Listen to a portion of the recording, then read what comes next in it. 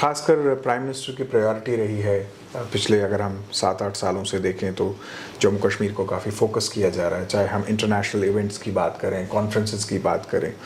तो थोड़ा सा मैं ये चाहूँगा कि पीआईबी किस तरह से जो है वो, या ministry of information and broadcasting किस तरह से अपने आउटरीच वगैरह को जो है वो देख रही है। अब प्रयास सबका रहता है, पर यह है कि क्योंकि जो लोग जब सब खुद आके जब देखते हैं तब उनका जो है जैसे अब बीच में उसके बाद G20 के बाद हमने यहाँ पर प्रेस टूर ऑर्गेनाइज कराया, जो कि श्रीनगर में गए, और श्रीनगर के अंदर जो स्मार्ट सिटी है उसके प्रोजेक्ट्स के ऊपर देखने का उनका यही फोकस था। और सर, डिजिटल मीडिया के आने से प्रिंट मीडिया जो है वो काफ़ी प्रभावित हुआ है,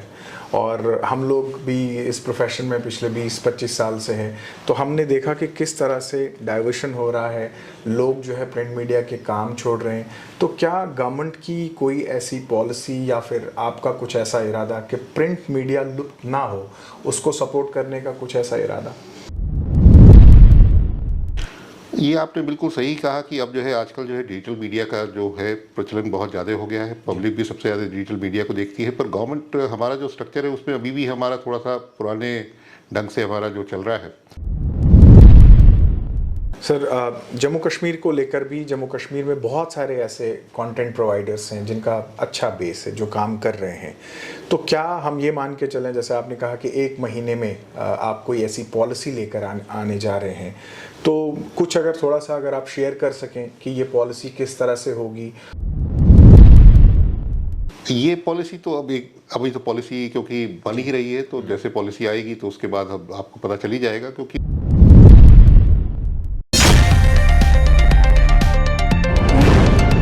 न्यूज़ नाउ देखने वाले सभी दर्शकों का स्वागत है। आप देख रहे हैं स्पॉटलाइट और मैं हूं फ़हीम। आज हमारे साथ प्रोग्राम में हैं अपूर्व चंद्रा जी, जो कि सेक्रेटरी हैं ministry of information and broadcasting government of India के। ये जम्मू ऑफिशियल सिलसिले में आए हुए थे और हमने इनसे गुजारिश की और हमें इन्होंने वक्त दिया। अपूर्व जी, आपका प्रोग्राम में बहुत बहुत स्वागत है। धन्यवाद। सर, सबसे पहले जम्मू कश्मीर की बात करना चाहूँगा। तो काफ़ी इम्पोर्टेंट रहता है जम्मू कश्मीर के कंटेंट की हम जब भी बात करें, और ख़ासकर प्राइम मिनिस्टर की प्रायोरिटी रही है। पिछले अगर हम 7-8 सालों से देखें तो जम्मू कश्मीर को काफ़ी फोकस किया जा रहा है, चाहे हम इंटरनेशनल इवेंट्स की बात करें, कॉन्फ्रेंसेस की बात करें। तो थोड़ा सा मैं ये चाहूँगा कि पीआईबी किस तरह से जो है वो, या ministry of information and broadcasting किस तरह से अपने आउटरीच वगैरह को जो है वो देख रही है। जैसा आपने कहा कि माननीय प्रधानमंत्री जी का बड़ा फोकस है जम्मू एंड कश्मीर पे, और उन्होंने कितनी बार उन्होंने खुद ही विजिट करी है, और इस बार भी G20 के अंदर विशेषकर टूरिज़्म का जो वर्किंग ग्रुप था वो श्रीनगर में हुआ, और पिछले महीने मैं भी वहाँ उपस्थित था, और अनेक वहाँ पर G20 के देशों के डेलीगेट्स वहाँ पर जो उपस्थित थे, इंटरनेशनल मीडिया भी उपस्थित था, और फिर टूरिज़्म का पूरा कॉन्क्लेव हुआ। काफ़ी जो है वहाँ पर टूरिज़्म के भी तरह तरह के जो टूर ऑपरेटर्स थे वो भी उपस्थित थे, और सबको देख के बड़ा खुशी हुई, बड़ा आनंद हुआ जिस तरह से श्रीनगर में प्रगति हुई है, जिस तरह से वहाँ पर टूरिस्ट आ रहे हैं, और जो वहाँ का माहौल है बहुत बदला हुआ सबको दिखता है। तो और जो बाहर मीडिया में, जैसे यही हमारी गुजारिश रहती है कि जो मीडिया है वो सत्य स्थिति को दर्शाए, पर कई बार क्या होता है कि फोकस जो है एक आध कोई इंसिडेंट हो जाता है, उस पर ज़्यादा फोकस रहता है। जो सैलानी आ रहे हैं, जो उनके अच्छे अनुभव हैं, उन पे फोकस कम रहता है। तो हमारा पीआईबी का, दूरदर्शन का, सबका, मिनिस्ट्री ऑफ इंफॉर्मेशन ब्रॉडकास्टिंग का यही फोकस है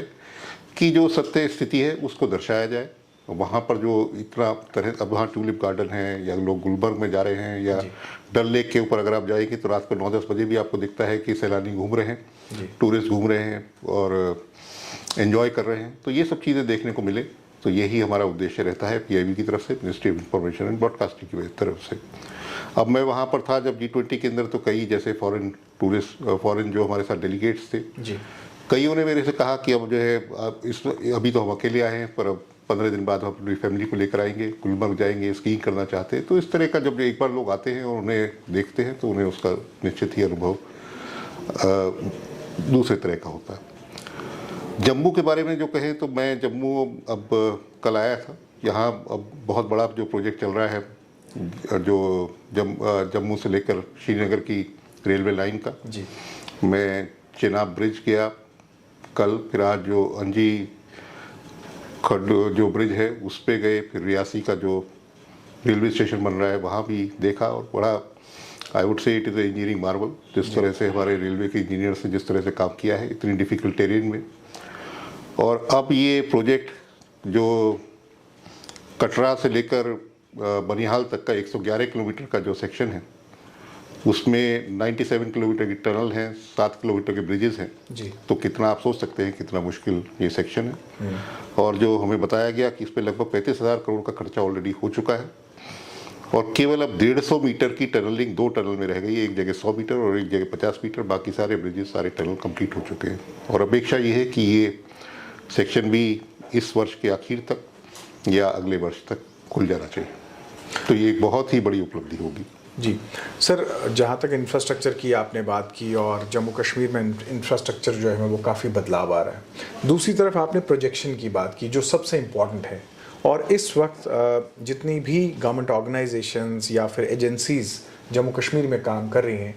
क्या आपको लगता है कि उनकी जो प्रोजेक्शन पेस है उसमें थोड़ा सा बदलाव लाने की ज़रूरत है? जिस तरह से हमने देखा कि G20 का जब इवेंट हुआ, मैं भी G20 में था, और उसकी प्रोजेक्शन की गई, और आपने खुद अभी कहा कि एक कोई छोटा सा इंसिडेंट हो जाता है तो उसको बहुत ज़्यादा हवा दी जाती है, तो क्या आपको लगता है कि गवर्नमेंट मशीनरी को भी प्रोजेक्शन के अंदाज में कहीं ना कहीं बदलाव लाने की ज़रूरत है? अब प्रयास सबका रहता है, पर यह है कि क्योंकि जो लोग जब सब खुद आके जब देखते हैं तब उनका जो है, जैसे अब बीच में उसके बाद G20 के बाद हमने यहाँ पर प्रेस टूर ऑर्गेनाइज कराया जो कि श्रीनगर में गए, और श्रीनगर के अंदर जो स्मार्ट सिटी है जी, उसके प्रोजेक्ट्स के ऊपर देखने का उनका यही फोकस था, और मेरे ख्याल से उसका कवरेज दिल्ली के अंदर काफ़ी रहा जी। अब वहाँ पर जो एक स्ट्रीट बनी है, पेडेस्ट्रियन स्ट्रीट बनी है मार्केट वगैरह में, बाकी और प्रोजेक्ट्स हुए हैं, तो उसका प्रोजेक्शन काफ़ी रहा और सारे पेपर्स में वहाँ पर उसकी काफ़ी खबर आई जी। ऐसे ही अब यात्रा है, अब यात्रा के ऊपर तो कवरेज आता ही है, पर अब यात्रा में किस तरह की सुविधाएं उपलब्ध हैं और जो आ रहे हैं या जो श्रद्धालु आ रहे हैं उनको किस तरह का वहाँ अनुभव हो रहा है, इसका भी करेक्ट प्रोजेक्शन होना बहुत एक मेरे ख्याल से महत्वपूर्ण है। तो हमारा अपनी तरफ से उद्देश्य यही हमारा चेष्टा रहती है कि हम प्रेस टूर्स भी ऑर्गेनाइज कराएं, प्रेस को लाएं, मीडिया वालों को लाएं, और आप जैसे मीडिया वाले तो है ही जिनसे हम अपेक्षा करते हैं कि सारे देश में देखने को मिलेगा।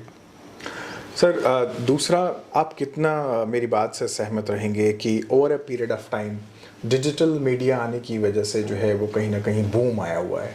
और अभी तक अगर हम देखें तो गवर्नमेंट की तरफ से कोई ज़्यादा रिकग्निशन जो है वो डिजिटल मीडिया को नहीं मिली है।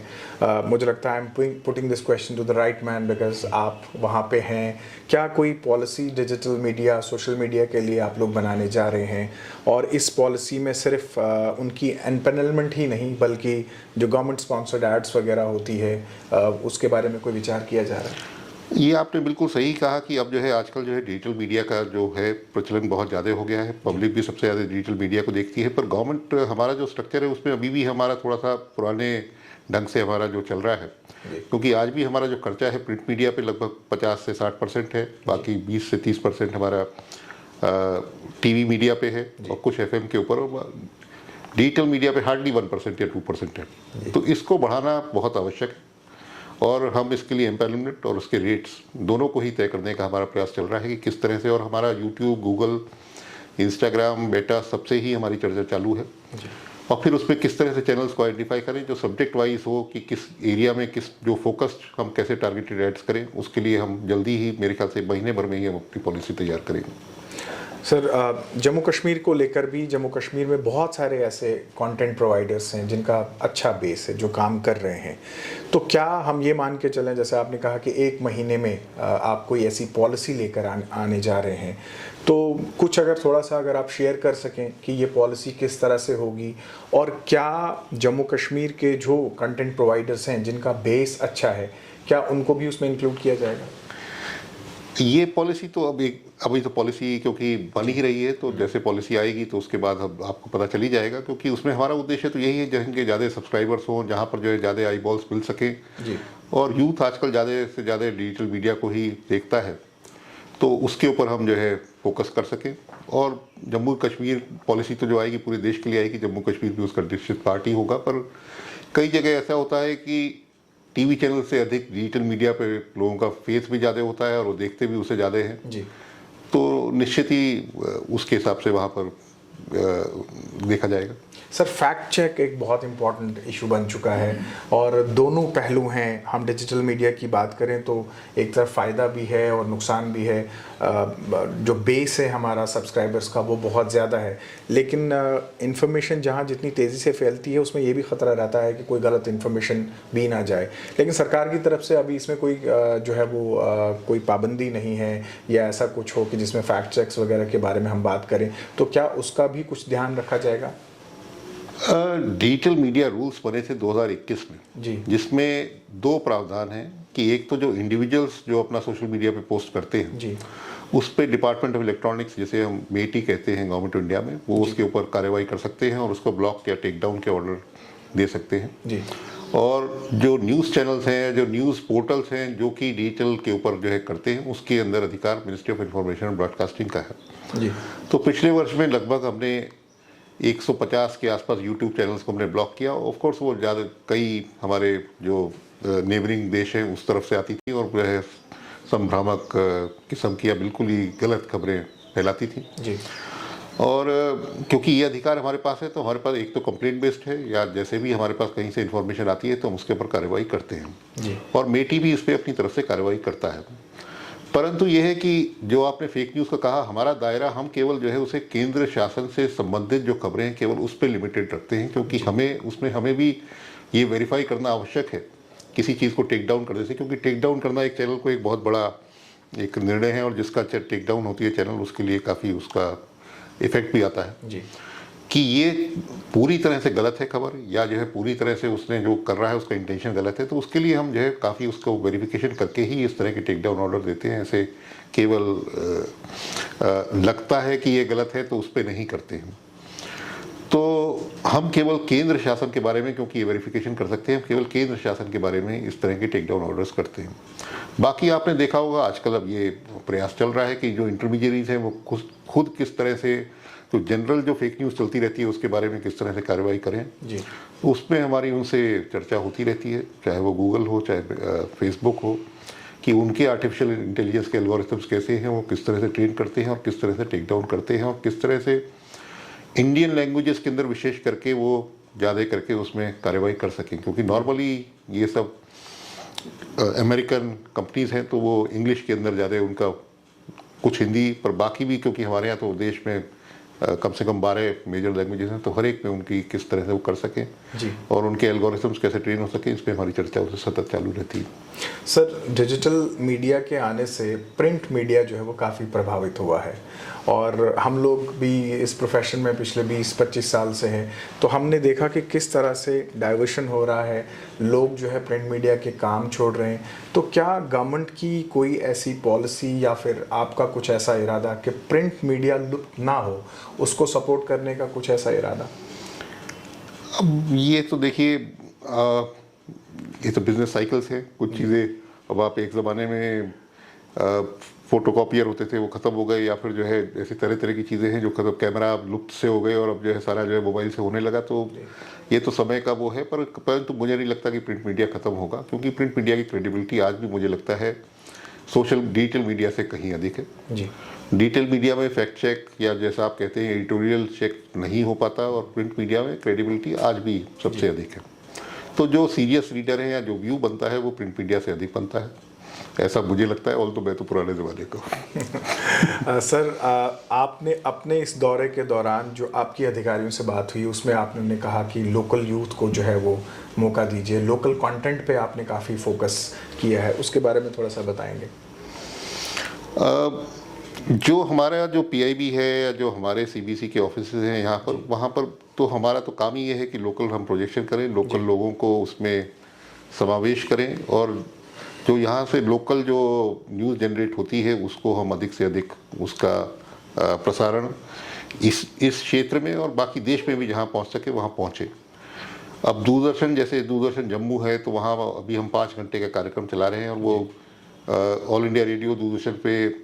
डोगरी, गोजरी और ऐसे लोकल लैंग्वेजेस में कार्यक्रम चला रहे हैं। पर यहाँ जो मेजर इवेंट होता है उसके अंदर फिर कुछ क्लिप्स डीडी नेशनल तक पे जाए, तो यही हमारा प्रयास रहेगा और जो यहाँ का लोकल टैलेंट है उसको भी ज़्यादा से ज़्यादा डीडी के ऊपर हम दिखा सकें। सर, डोगरी चैनल की डिमांड एक बड़े लंबे अरसे से पेंडिंग है और उसमें पिछले साल मुझे याद है कि कुछ पेशरफ्त भी हुई थी। आपसे जानना चाहूँगा उस डिमांड का क्या हुआ है? अब मुझे उसका वैसे अभी आइडिया नहीं है, पर मैं मेन तो बात यह है कि कंटेंट बनाना, क्योंकि हमारे यहाँ कई सारी चैनल्स 24/7 चैनल्स हो गई हैं, पर अब कंटेंट उसमें इतना उपलब्ध होना चाहिए कि उसके अंदर व्यूअरशिप भी हो और आप तो शायद उसके कॉम्पिटिटर होंगे। सर, ये भी जानना चाहूँगा कि प्राइम मिनिस्टर की जो इम्पोर्टेंट स्कीम्स हैं या गवर्नमेंट ऑफ इंडिया की जो इम्पोर्टेंट स्कीम्स हैं, जैसे इस बार आपने आज़ादी का अमृत महोत्सव या फिर सेवा संपर्क वगैरह, उस पर बहुत ज़्यादा फोकस आपका रहा, बहुत आपने काम किया। कोशिश क्या रहती है कि ministry of information and broadcasting की इसमें? हमारा प्रयास यही रहता है कि जो चीज़ें, जो सत्य, जैसे जो चीज़ें हुई हैं देश में, वो लोगों तक पूरी तरह से पहुँचे और साथ ही साथ उनको स्कीम क्या है इसका पता भी चले, जिससे उसका लाभ भी ले सके। जी। केवल ऐसा ही नहीं है कि ये सब हो गया, ये हो गया, पर जो है उसके साथ, क्योंकि जो है अगर बाकियों ने लाभ लिया है, अगर सपोज 1 करोड़ लोग किसी चीज़ का लाभ ले रहे हैं, तो जो आप कैसे वंचित रह गए, आप भी उसके अंदर आगे आइए, उसके अंदर कैसे उसके अंदर आप भी सहभागी हो सकते हैं। तो उद्देश्य ये रहता है। तो इसी उद्देश्य से हम जो है ये दर्शाते हैं कि अब क्योंकि अब आप देख रहे हैं इंफ्रास्ट्रक्चर पे कितना काम कश्मीर में भी हुआ है, तरह तरह के काम हो रहे हैं, तो इसमें किस तरह से आप लोग भी सहभागी हो सकते हैं, क्या उसके अंदर अब जैसे अपॉर्चुनिटीज़ आगे क्रिएट होंगी, जैसे हाईवे बन रहे हैं, रेलवे बन रही है, किस तरह की अपॉर्चुनिटीज़ क्रिएट होंगी, तो ये सब तक पहुँचे। अब आवास योजना है, आवास योजना में अगर देश के अंदर जो है 5 करोड़ घर मिल रहे हैं, तो उसमें यहाँ कश्मीर में भी लोग उसका जो है अधिक से अधिक लाभ उठा सकें, ये हमारा उद्देश्य रहता है। सर, G20 के दौरान आप भी कश्मीर में रहे, आप मिनिस्ट्री ऑफ डिफेंस में भी रहे हैं, क्या कुछ बदलाव आपको देखने को मिला? आपकी G20 के दौरान इंटरेक्शन भी हुई होगी लोकल लोगों के साथ, ऑफिसर्स के साथ, तो क्या आपने कश्मीर को बदलते हुए देखा है? देखिए, कश्मीर तो मैं पहली बार जब आया था 1989 में आया था, और तब बिल्कुल ही कश्मीर में बिल्कुल अमन सुख शांति थी। उसके बाद मैं कम से कम 10-12 बार आया होऊंगा और हर तरह से मैंने कश्मीर को देखा है। जी। पर अब जो पिछले 2-3 साल से आ रहा हूँ, तो मेरे को बहुत ही आनंद होता है, क्योंकि अब मेरे को फिर पुराना 1989 जैसा होते हुए दिखता है। जी। क्योंकि अब मेरे को सिक्योरिटी इंट्रूसिव नहीं दिखती, ऐसा नहीं दिखता कि हर जगह जो है लोग खड़े हुए हैं और गन टोटिंग सिक्योरिटी खड़ी हुई है, और बड़ा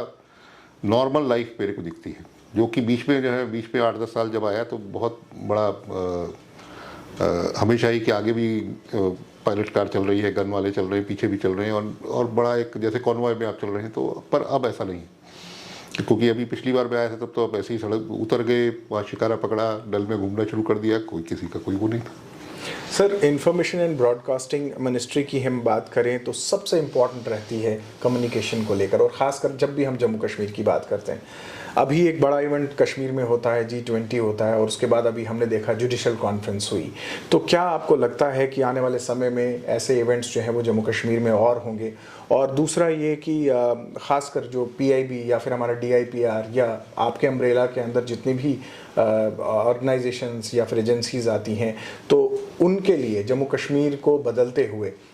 इसकी एक तस्वीर पेश करना जो है होगा। जैसा आपने कहा कि इवेंट्स, क्योंकि कश्मीर तो एक हमारे देश का जब सबसे सुंदर हमारा प्रदेश है, तो वहाँ पर निश्चित ही तौर पे हमें अधिक से अधिक इवेंट्स करने चाहिए, और जो हम कर रहे हैं, और जैसे जैसे इवेंट्स होते जाएंगे वहाँ और अधिक होते जाएंगे, और यही हम PIB के बदौलत भी यही दिखाते हैं कि यहाँ पर कितना अपॉर्चुनिटीज़ हैं। ऑफ कोर्स अभी थोड़े से इंफ्रास्ट्रक्चर, और क्योंकि बीच में जो है एक काफ़ी गैप आ गया था, अब जैसे होटल्स की कमी है, रेट्स काफ़ी अधिक हो गए हैं, तो उस तरह से जैसे जैसे और प्रगति होती जाएगी, तो मुझे लगता है और इवेंट्स हो पाएंगे। और बाकी तो कश्मीर में कोई भी आए तो उसको केवल पहाड़ से अलग भी, जिस तरह की आपके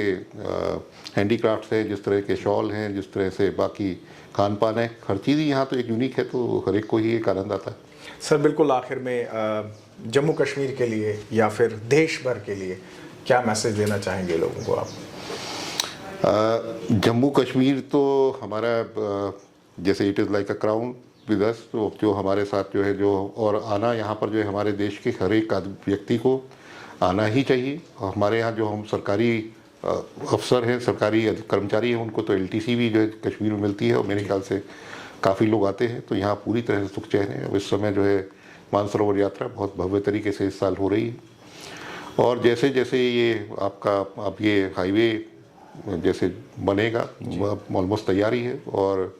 रेलवे लाइन एक आध साल में खुल जाएगी तो पूरी तरह से इंटीग्रेशन कश्मीर का होगा। और मुझे पूरी अपेक्षा है कि हम जो है बहुत बड़ी संख्या में देश से यहाँ पर जो है लोगों को आते देखेंगे, और यहाँ कश्मीर के लोगों को बाकी देश में जाके उन्हें भी बाकी जगह जाने का और देखने का अवसर प्राप्त होगा। सर, आपने समय दिया, आपका बहुत बहुत धन्यवाद। Thank you. तो ये थे अपूर्व चंद्रा, जो कि सेक्रेटरी हैं ministry of information and broadcasting government of India के, और इनका भी ये मानना है कि ministry of information and broadcasting जो है वो बदलता हुआ जम्मू कश्मीर देख रही है, और इनकी ये कोशिश है कि मिनिस्ट्री जो है बदलता हुआ जम्मू कश्मीर जो है वो पूरी दुनिया भर में ले, ताकि लोग, सैलानी जम्मू कश्मीर का जो है वो रुख कर सके। आज के प्रोग्राम में बस इतना ही, इजाज़त दीजिए। आदाब।